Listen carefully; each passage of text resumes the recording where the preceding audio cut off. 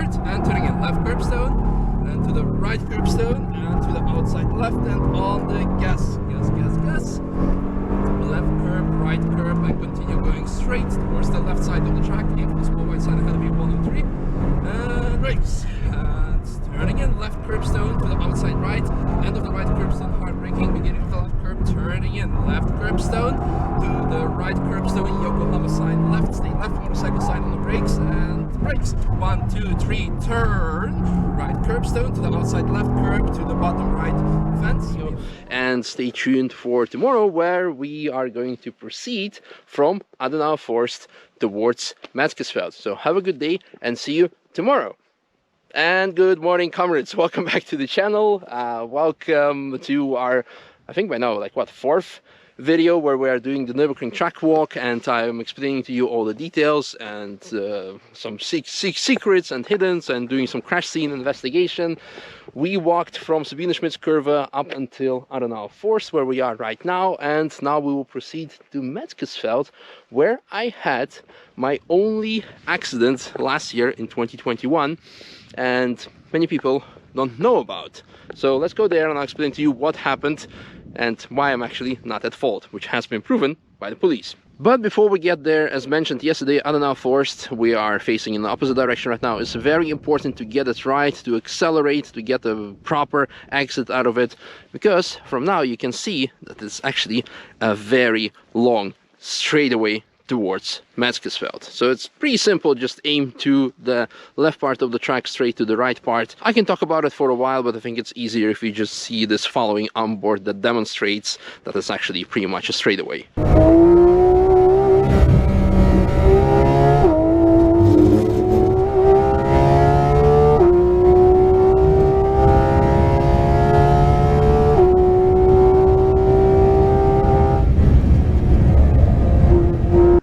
One important thing that I should mention though is that over here we have many new barriers. Although it is a straightaway, the reason for them happening, of course someone can be traveling very fast over the grass and then spinning out here, but actually the exit, especially in the wet, is quite slippery, as I can demonstrate to you by one of the fragments of me last year. Then I have sway bars.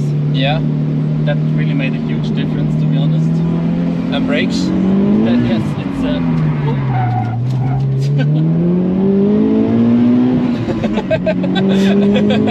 We're almost at the corner entry, but just for your visual confirmation, again, you can see it's a nice straightaway between the bends. Then you can carry a lot of speed through here. There's a nice tree here. You can park there in case you have a blown up engine like Robert did with the Yaris. You see also the orange barrier. This means, if you missed one of the previous videos, orange barriers mean that there is a opening behind the barrier that you can use as a safety point.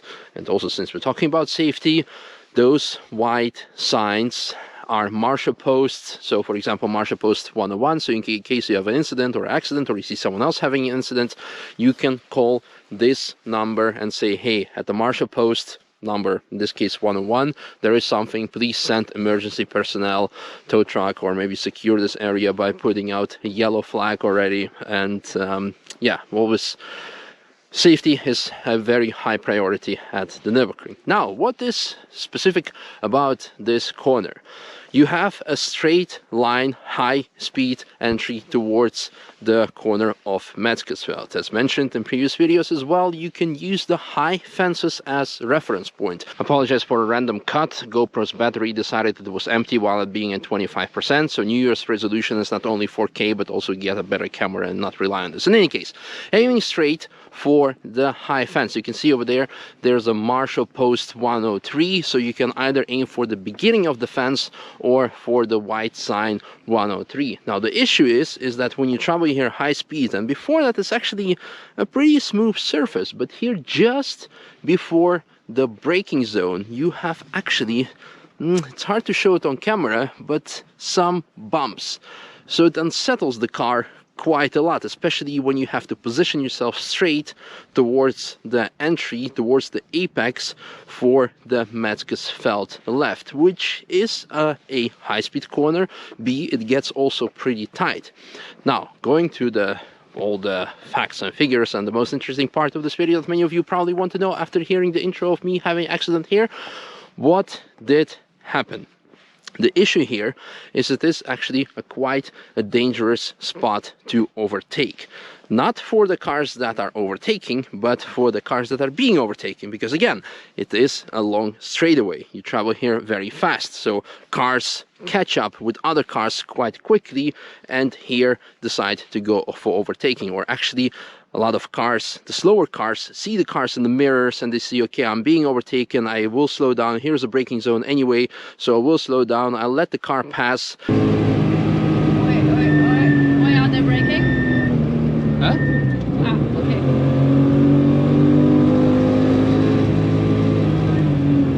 And what happens then is when you look in the mirror on the left, and not are looking at where you should be going or not looking on the road, you will end up going off the track. It has happened so many times with me and the drivers, the students, the customers I was with, is especially I always say, like, keep your eyes on the road.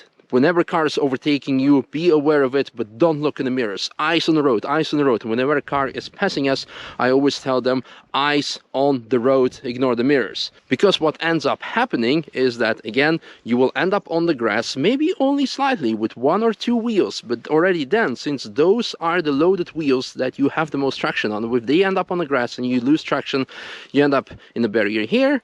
This is also the reason why there's a tire wall to absorb most of the impact, or something else will happen. So what happened in my case? I was one of the fastest cars that was overtaking another car, and the same happened to him. Is that, again, according to me only, that he looked in the mirror, oversaw it, ended up on the grass, spun out and hit me, T-boned me basically, and then I ended up in a barrier there.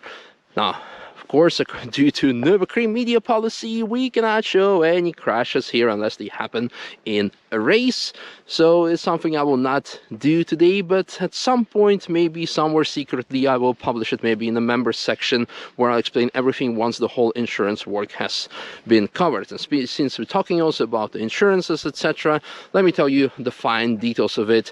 That should give you some information. In case you missed one of the previous videos of last year where we talk about track insurance, a lot of people make a false assumption thinking like, hey, I am insured everywhere, I can do whatever, and I am indestructible. Now, when it comes to driving on the track, a lot of insurances have like small letters, clauses that say you're either A, not covered on any track, B, and then you can say like, but Nordschleife, Touristenfahrt in public sessions so is a public road.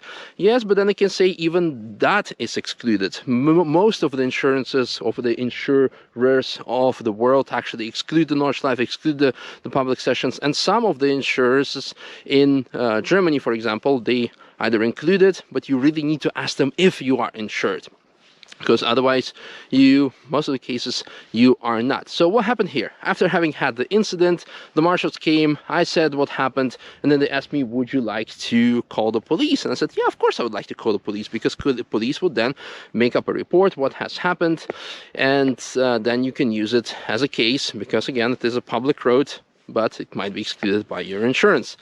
Now, the good part about it is that we had so much video footage from the inside the car, from the back of the car. There was a car behind us, which was most importantly behind us, that was filming us and the other car involved, which was the winning ticket in our case for the police to see like, okay, this is what happened. He simply went off the track, because the other car, the driver, of course, like any other driver would do, would try to defend this case and say like, hey, the other car, in this case me, cut me off, and this is why I was pushed out of the track, and this is why I ended up going off the track. It was all his fault, he's a bad guy.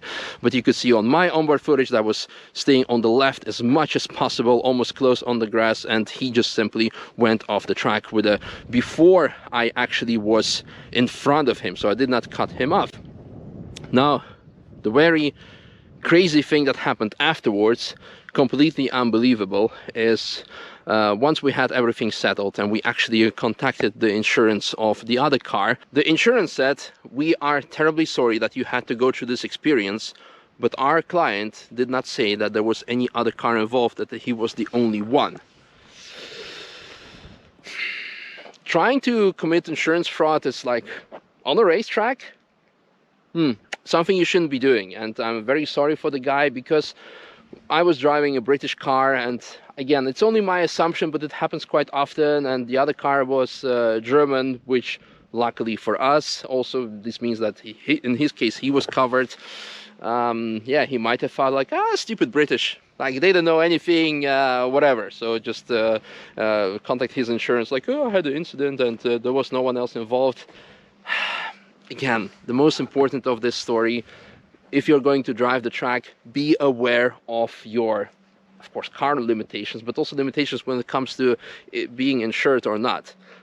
If you are not, do not go crazy or rent a car or something, but be aware before assuming things first, because you know what to say about assuming. Do not assume that you're covered if you're not. It's going to cause you so many troubles. And also in this case, just be honest. And yeah, that's all I wanted to say when it comes to this section. We ended up in one of the barriers here, because after we spun out, so I hit the tire wall and was not charged for any reparations, as far as I remember, only for the marshal's time, and it was actually quite long because we had to wait for a police for quite long. So, but that's the only story that I wanted to share with you about Metzgesfeld. Again, be careful, be honest, do not assume things, and after that, let's proceed to James Left. Why is it called James Left? It's an unofficial name in Nürburgring pop culture. First, let me tell you important things. So over there you have, again, we're facing the opposite direction, you have a curbstone, and the end of it is a nice reference point in a straight line braking, end of the curb, brake, brake, brake. And the beginning of the left curbstone, or the white dot, so actually slightly later than the curbstone, is a nice turning point towards the left curb and the right curb that you will start seeing once you exit the corner towards James Left.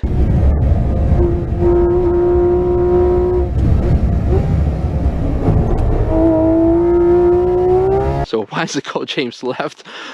Many of you probably know this story. I think 2019 there was an accident here, and the driver actually blamed on his passenger. He said like, hey, I took this corner hundreds of times, but you are quite heavy, you're just literally fat, and because of that, of the excessive g-forces or something, my car was pushed to the outside, and this is why I hit the barrier.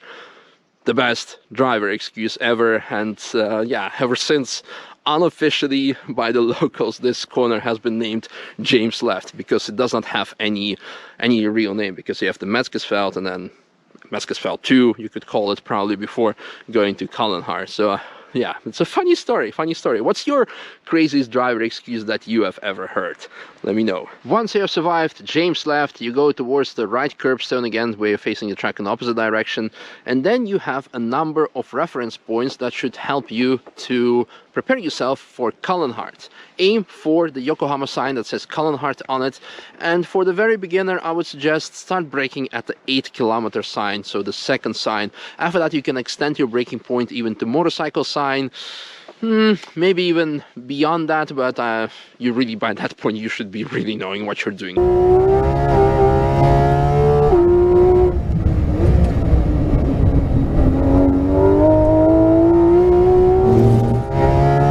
Stay safe and stay on the left, and 8-kilometer sign is a nice braking point, and in the wet, brake a bit before that. Now, this is one of the sections that has been repaved in 2019, so you can see here the connection of the new tarmac. In the past, it was one of the slippiest sections of the track, so you really should stay on the outside on the left before entering Morgan, before entering the corner. But in the recent years, after it has been repaved, you can actually go to the inside also in the wet. Although in the recent years, when more rubber is being accumulating there, I prefer to stay a bit off the curbstone when you are going on in the wet. Now, stay long on the left side. It's a very late apex, very late turning point. In fact, you can see their FIA fence, and as mentioned previously, sometimes you aim for it, or sometimes the reason for it is that otherwise you might be flipping over the barrier and going downhill. In the 50s, this corner, for this particular reason, was actually named the corner of death, because in the past, before 1967, you did not have actually any of those barriers. It was just hedges, and maybe there was like a small tiny barrier there, but many cars were just going downhill, flip over, going down the hill, and well, drivers and their occupants simply would die. Yeah, quite a dark story, but it is what it is. So staying long left, and as mentioned in one of the previous videos, you can use the white dots as reference points because those dots are being used by driving schools as turning point. So again, quite late, almost at the end of the straight, you go towards the right curbstone. You can see here you have nice banking, and then you go to the outside. In the wet again, because of the banking, also even if you're going to assume that it is not as slippy as it used to be due to new tarmac, because of the banking, most of the water is going downhill. So it is actually there a lot drier than it is here.